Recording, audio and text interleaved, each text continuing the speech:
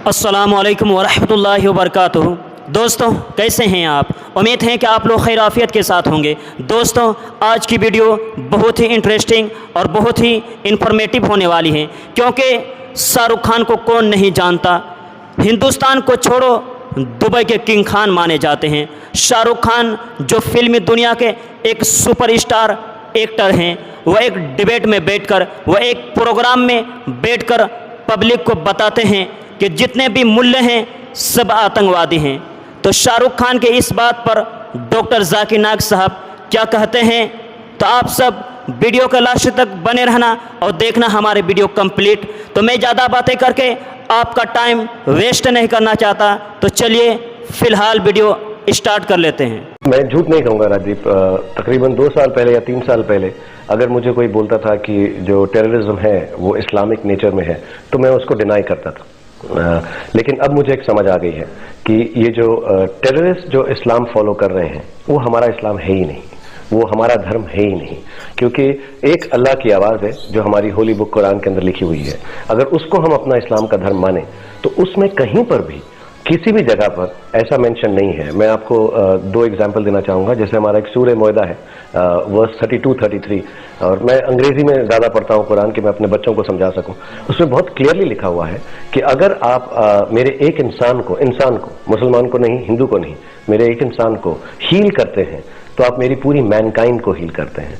अगर आप मेरे एक इंसान को दर्द पहुंचाते हैं, दुख पहुंचाते हैं, तो आप मेरी पूरी मैनकाइंड को ये दुख दर्द पहुंचाते हैं। कहीं पर भी इस्लाम के कुरान में, हमारी होली बुक में या प्रॉफिट मोहम्मद में कहीं भी ऐसा नहीं बोला है। उल्टा as a matter of fact लिखा गया है कि अगर वॉर भी हो, अगर आप वॉर में भी हैं, जो हो सकती है, औरत, बच्चा, जानवर और क्रॉप्स को डिस्ट्रॉय नहीं किया जाएगा। और ऐसा इंसान जो करेगा उसको किसी भी तरह से जन्नत नहीं, उल्टा जो खुदा है वो उसके साथ और भी बुरा करेगा। तो ये जो इस्लाम है हमारी आई थिंक अल्लाह की आवाज़, अल्लाह की ज़ुबानी है। और दूसरा जो इस्लाम ये लोग फॉलो कर रहे हैं, आई एम सॉरी टू से, मैं किसी के एंटी नहीं जाना चाहता, लेकिन वो मुल्ला की ज़बानी है। और मुझे मैं ये एक्चुअली सबसे हाथ जोड़ के विनती करता हूँ कि किसी भी धर्म में, चाहे वो हिंदू है, चाहे वो क्रिश्चियन है, चाहे वो इस्लामिक है, प्लीज़ अगर आप किसी तरह से जो जवान हमारी पीढ़ी है उनको हमारी किताबों का सही मायना समझा सकें। क्योंकि किसी भी किताब में, चाहे गीता है या कुरान है या बाइबल है, कहीं ऐसा नहीं लिखा हुआ कि अगर आप किसी को दुख पहुंचाएंगे तो आपको जन्नत या हेवन या अच्छी जगह पर या खुदा अच्छी तरह से रखे। तो चलिए दोस्तों, देखते हैं कि डॉक्टर जाकिर नाइक इस पर क्या बोलते हैं।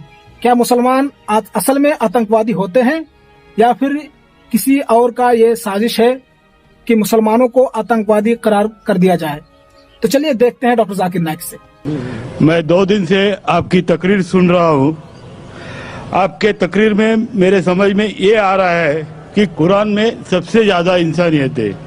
मेरा सवाल ये है कि दुनिया में हम जो प्रैक्टिकली दुनिया में देख रहे हैं, ये मुस्लिम ही ज्यादा सबसे आतंकवादी है, और जो मासूम लोगों की हत्या कर रहे हैं, तो इंसानियत कहाँ है?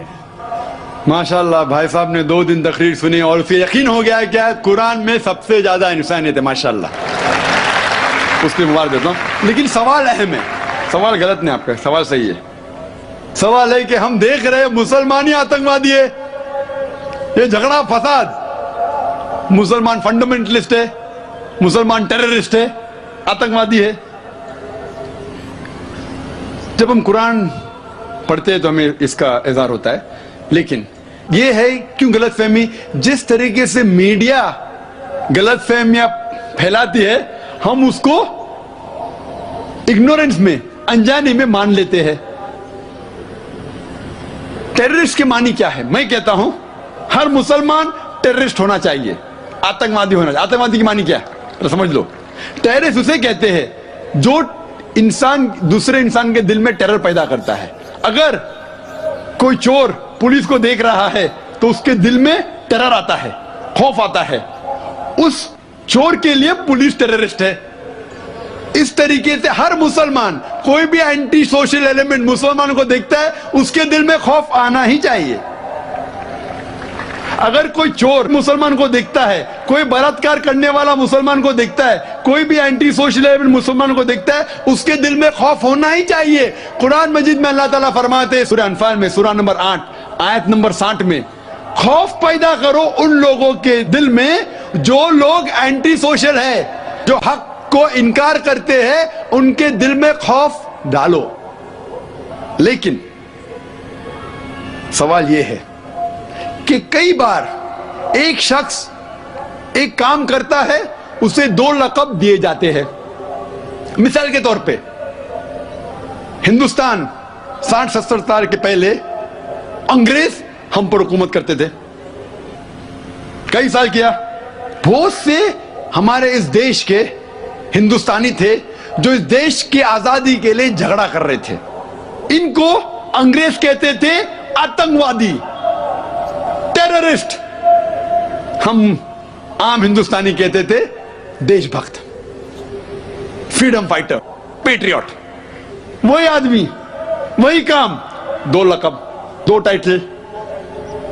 अगर आप अंग्रेज की बात मानते हैं, अंग्रेज कहते हैं हमें इस देश पे हुकूमत करने का हक है। अगर उनको हक है तो ये लोग को हम टेररिस्ट बिल्कुल सही कहेंगे। लेकिन आम हिंदुस्तानी कहता है ये अंग्रेज तो तिजारत करने आए थे, इनको हम पे हुकूमत करने का क्या हक है? तो हम कहेंगे ये लोग हैं देशभक्त, फ्रीडम फाइटर्स, पेट्रियट्स। सेम आदमी, सेम काम, 2 लक़ब। वही आदमी, वही काम, 2 लक़ब। अगर आप अंग्रेज की बात को मानते हैं कि अंग्रेज को हक है इस देश पे हुकूमत करने का, हम मानेंगे कि वो आतंकवादी है, चाहे वो भगत सिंह हो या। लेकिन आम हिंदुस्तानी कहेंगे नहीं, ये तो देशभक्त है। तो आप किसके नजरिए से देखते हैं चीज को, फिर आप फैसला करेंगे वो आतंकवादी है क्या देशभक्त। आपके हिसाब से भगत सिंह देशभक्त था क्या आतंकवादी था? सतीश भाई, देशभक्त। देशभक्त, आतंकवादी नहीं था ना? था के भगत सिंह देशभक्त था क्या आतंकवादी था? देशभक्त, देशभक्त। हाँ, मैं भी समझता हूं देशभक्त था। हम अंग्रेज की बात को नहीं मानते। तो जब अंग्रेज टेलीविजन पे कहते हैं, CNN, BBC पे, कि मुसलमान आतंकवादी, आप क्यों मानते? सवाल वो नहीं है। मेरा जो सवाल था, आता हूं, मेरा पूरा जवाब मुकम्मल नहीं हुआ। जवाब मुकम्मल होगा फिर आपको मौका दूंगा मैं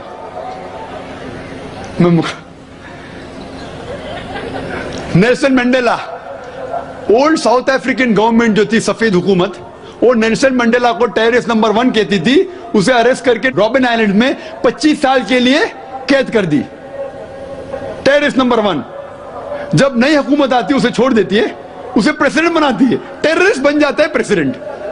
चंद साल बाद उसे नोबेल प्राइज फॉर पीस मिलता है। वही आदमी, वही काम। ऐसा नहीं कि पहले वो गलत काम किया, फिर अच्छा काम किया, फिर उसको अवार्ड मिला। वही काम के लिए जो पहली गवर्नमेंट ने कही थी, सफेद गवर्नमेंट ने, कि वो टेररिस्ट है, आतंकवादी है, नोबेल प्राइज कमेटी ने उसे नोबेल प्राइज दिया फॉर पीस, अमन के लिए। हैरत की बात है, जो आदमी आतंकवादी है उसको मिलता है नोबेल प्राइज फॉर पीस। जो आदमी का पावर है, जो आदमी वो कहता है, लोग उसकी बात को मान लेते हैं इग्नोरेंस के अंदर, अनजानी में। लेकिन कुरान कहता है सूरह इसरा में, सूरह नंबर 17 आयत नंबर 81 में, वकुल जाल हक वज़ाकल बातिल इन्नल बातिल काना ज़हूका।